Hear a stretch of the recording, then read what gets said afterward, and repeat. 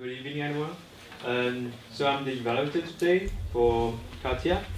She's gonna show us the speech about negotiation skills for real life.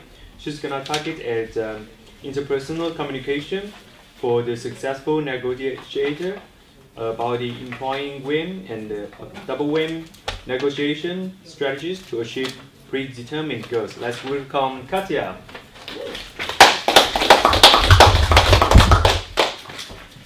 Many thanks, Ronnie. Negotiation. Negotiation is a very formal sounding word, don't you think? When I hear negotiation, I imagine politicians or captains of industry locked in a fierce debate, deciding some earth-shaking matter or putting the world's finances at stake.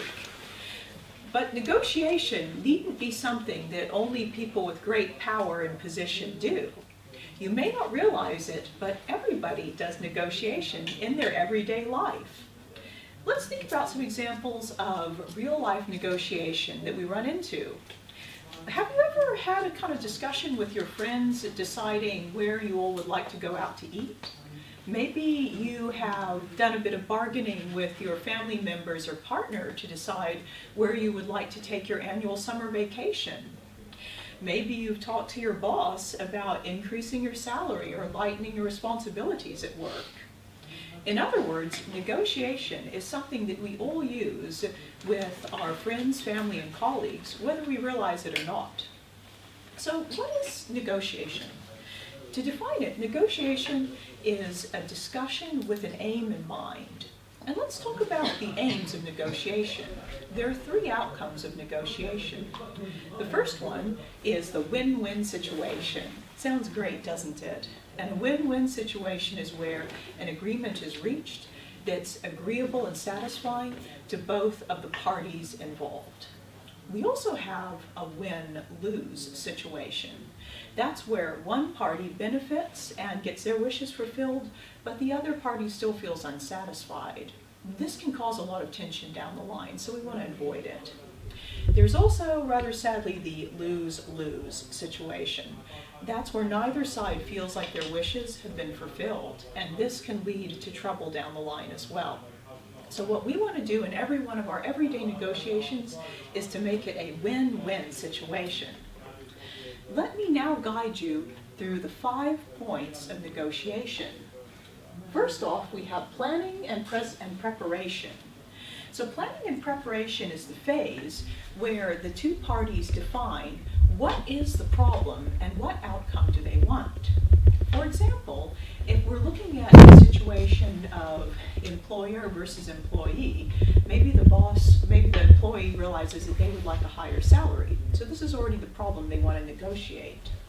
After that, each side does a bit of self-reflection to find out information that they could use to help justify their point of view. It's also a good idea at this phase to find out a bit about the people you're negotiating with in order to find out what their point of view is and what arguments might sway their hearts. Next is defining the rules. Defining the rules of the negotiation means setting up a time and place that is agreeable and comfortable for both parties to meet. Something you'd want to avoid is, say, perhaps making a negotiation between two groups and making the meeting place on the home turf of one group so that the other group feels like interlopers when they come there for the negotiations. They could feel uncomfortable and like they are at a disadvantage. Also, it's important to define what topics should we stick to and which should we avoid during the negotiation. This helps the discussion from getting sidetracked and losing valuable time. When the negotiation itself begins, that's time to clarify and justify. That means that each side presents what their wishes are in a way that is easy to understand and makes a compelling argument for it. The main part of the negotiation is having a problem-solving and compromise-reaching discussion between the two sides. Finally, when a compromise has been reached, the two sides will agree to call it a day, and they will also start working towards implementing their plan of action. In other words, that is the 5-point plan of negotiation. So now, on to the exciting part of this presentation. This is the spontaneous role play section, where I'm going to act out a scenario based on an actual scenario that I encountered and had to deal with in my professional life as a PhD student, researcher, lab manager, and mentor here at Imperial College. So in this situation, I am playing myself, Katia, the PhD student, who is feeling quite overworked with mentoring too many students at my supervisor's lab. My deal is that I would like to focus more on the quality rather than the quantity of mentoring and students we have working with us. However, my stern supervisor, Professor Chuka, has other ideas. So now I'm going to invite him up to the stage, and to set the scene, we're meeting here at the supervisor's office here at Imperial College. We've got 1 hour to talk about it, not really, just a few minutes in this case. But we've set aside a nice time. We've agreed we're only going to focus on this problem today. So here I come walking into Professor Chuka's office. Hi, knock, knock. Professor Chuka, are you free at the moment? Yes, I am here. All right. Hi, good to see you. Hello, Professor. It's great to see you today. How are you doing? Very good. How are you, Katia? I'm doing all right. You know, I was thinking about how we're going to have a lot more students joining our lab in the next rotation of master's and undergraduate projects. I gotta say, I think it's great how productive we've been at our lab with having all of these students being mentored, but you know, I sometimes feel that maybe we're trying to get too much of a good thing here with all the mentoring. In other words, I just want to say that I feel like the mentoring duties I'm being asked to do are actually exceeding how many people I can really mentor at a given time. I feel like the overall quality of my mentoring and the experience my students are having in the lab is suffering because I'm being asked to take on too many students at once. All right. Okay. I can understand your point of view, Katia, and why you should be concerned. Do you have any point of action that you would like to take concerning this? Yes. Thanks, Professor Chuka, for being so understanding of my predicament here.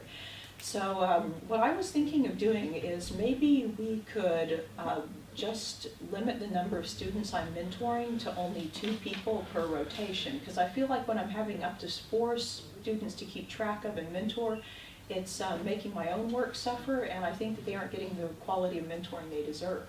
Right, I understand.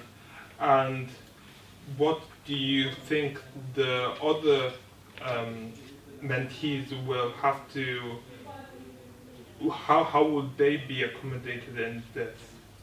Well, I would say that perhaps we should just limit the number of projects we offer so that we don't end up with more students than we can reasonably handle in our lab. Okay, I will look into this, Katia. However, I will also consider perhaps taking on less students, maybe.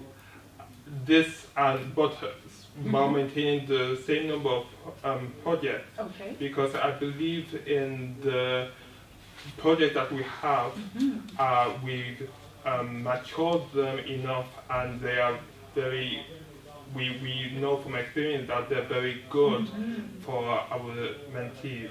I understand. No, I agree. You know, Professor, do you think we could perhaps sit down and look at the list of projects we've designed and maybe prioritize the ones that we would like to offer to the more limited number of students? Yes, this sounds like a good and actionable plan. Yep. We can do this immediately. Thank you so much. I really appreciate you taking on the thing. It's just I want everybody to have a really productive time here at our lab. So I know that you're really busy, so maybe we should set a time to meet up and implement this strategy. Now we've reached some closure. So what time would work for you, Prof?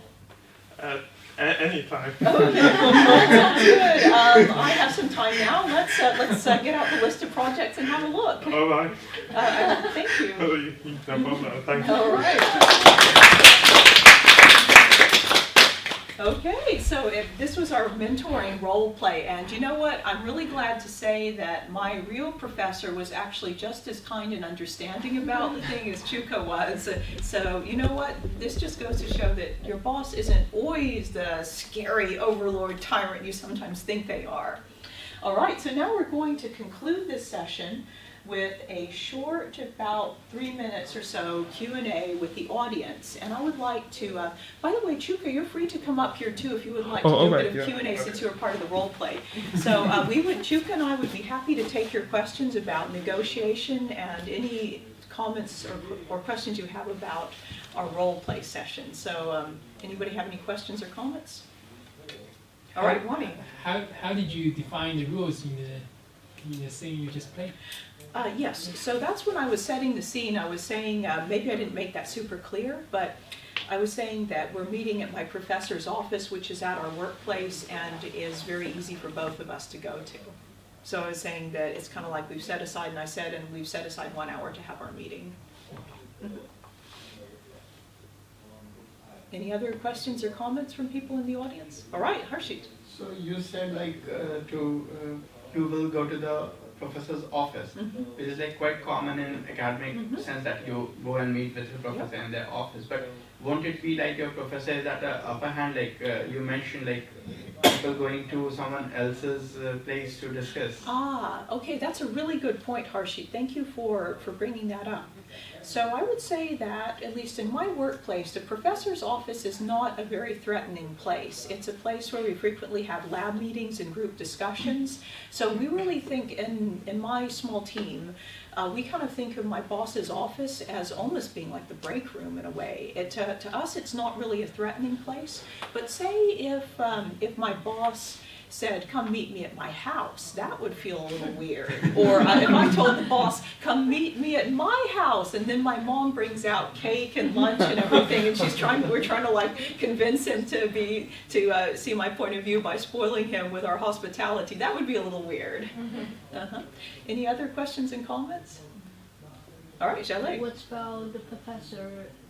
He has a conflict of interest here. For example, he may be responsible, say, supervise certain number of master students or bachelor students in a year. That's a really good point, Chuka. And you in the role of the professor, do you want to comment on that?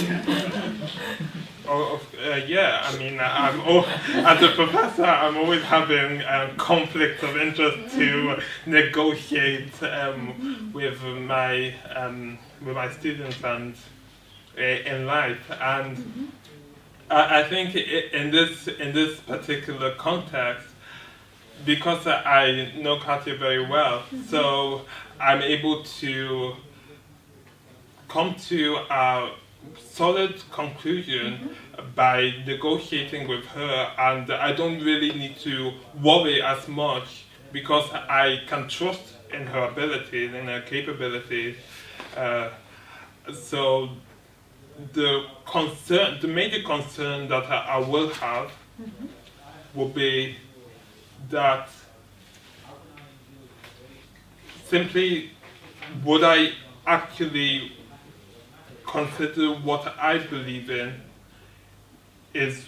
would I consider what, let me rephrase that, if I believe like A and Katia believes B, then I still believe that we can come to a win-win as he has mentioned, even if there is a conflict of interest in the present. Okay, well, thank you, Chuka. So I think this about calls our session to an end. So I just want to say many thanks for everyone's attention and great questions to follow up. I hope this has given you some inspiration to employ negotiation strategies in your real-life negotiation situations. Thank you.